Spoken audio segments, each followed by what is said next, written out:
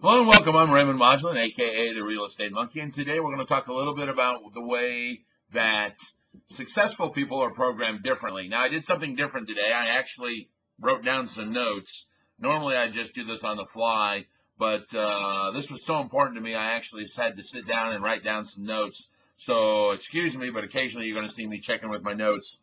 What I did was I interviewed a lot of people that I would deem successful, other business guys, a couple attorneys, real estate developer, actually two attorneys, and I asked them some questions about the way they think and how they look at business and some of the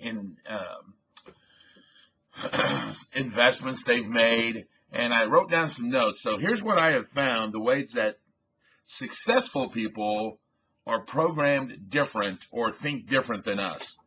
First of all, the very first thing is you need to realize is I create my own. I'm the driver of my career, not a passenger.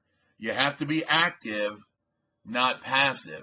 So if you want something, you have to go out and get it, not wait for it to come to you. All right? There's a really cool story about a guy who goes to work, and at lunchtime he opens his lunch pail, and he looks in there and he's like, geez, peanut butter sandwiches. So the next day he goes to lunch and he opens his lunch pail and he's like, geez, peanut butter sandwiches. And he starts getting mad, and everybody around him, is watching him get madder and madder and madder. And finally, the third day, just before lunch, the boss walks up to him and says, hey, if you don't like peanut butter sandwiches, why don't you have your wife make something different so that you won't get mad every day? And he looks at his boss and goes, wife, I make my own lunch. So the point of that is we all make our own lunch. If you don't like what you've got, go out and do something different, all right? Point number 2 that I have captured was play to win. Always give it your all and take chances. You are never going to hit a home run unless you're swinging really hard. So you've got to take the chances and give it all you got. Point 3 is you must be committed to being rich. And there's 2 types. There's physically committed and mentally committed. So let me ask you a question. What would you give up to be rich right now? Would you give up every Friday night for the next 2 years working on a new business? Would you give up 40-hour week to work a 60-hour week? How about a 5-hour work week or a 5-day work week versus a 7-day work week? Plus, you always have to have the mental portion.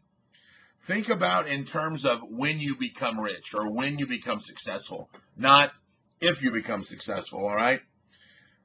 The 4th point I captured was think big. If you want to float big ships, you have to go to the deep water.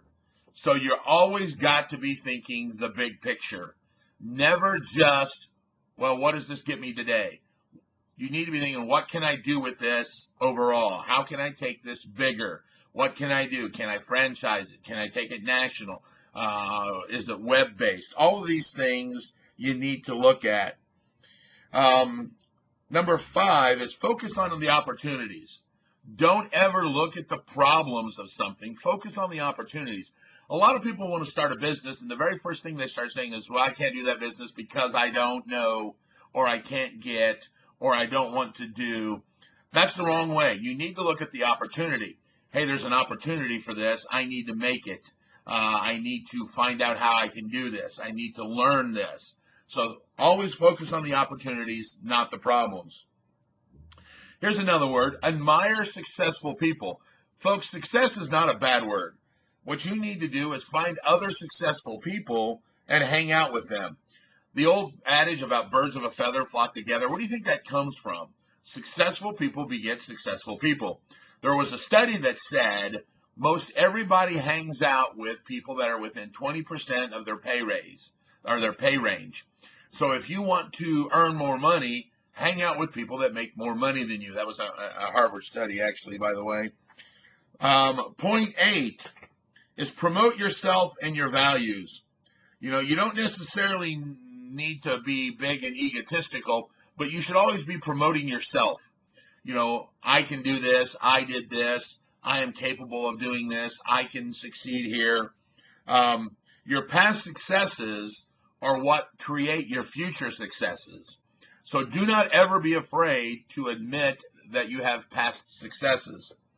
The next point, focus on your net worth, not your income. This was very key. All of the people interviewed said the same thing. They are more worried about their net worth and not the income that they generate each year. If you worry about your net worth, the income will follow. All right. So think of things in terms of, how does this add to my bottom line? Is it a good investment? Is the real estate piece of real estate a good investment? So net worth, not income.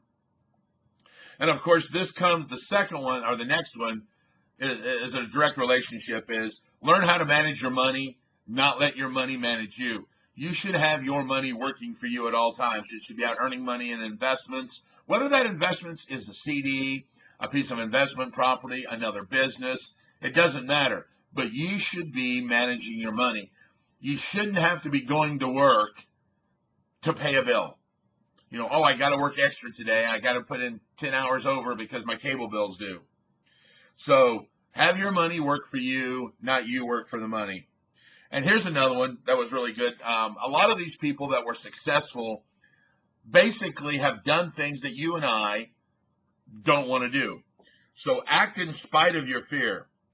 Fear is the lack of knowledge. It's like that monster under the bed kind of thing, you know, and as we were a kid, we always feared the monster under the bed, but we realized after we conquered the fear, there never was a monster under the bed. All right. So make sure that you act in spite of your fear. And the last one is learn and grow. It says, if you're not moving forward, you're not moving back. Every one of the successful people I know and spoke with are still taking educational courses of something. It doesn't matter. Spiritual, intellectual, physical. You should always be learning something. Remember, success is a journey. It's not a destination. So you need to start growing in all directions. You know, start taking some more educational classes. The more you know, the less fear. Status quo is not a good thing. You don't want to stay in the state that you're at. You always want to be moving forward. Now, like I said, this was my notes I took from the interview of about 6 or 7 successful people, and I shared with you the ways these successful people are programmed. What I would encourage you to do now is go back and re-listen to this with a notebook, write down all of these, and I think there's only about 7 or 8 of them, and then see if you can actively incorporate a couple of these into your daily life, and then start moving forward and adding more each week. At some point, you will get them all added, and I guarantee you're going to look back and determine that you are successful. Remember, success is a journey, so you're on your path, and this, my friends, is the beginning of your path. Thanks for listening. I'm Raymond Modglin, a.k.a. the Real Estate Monkey. I've been educating real estate investors one at a time, and you're next.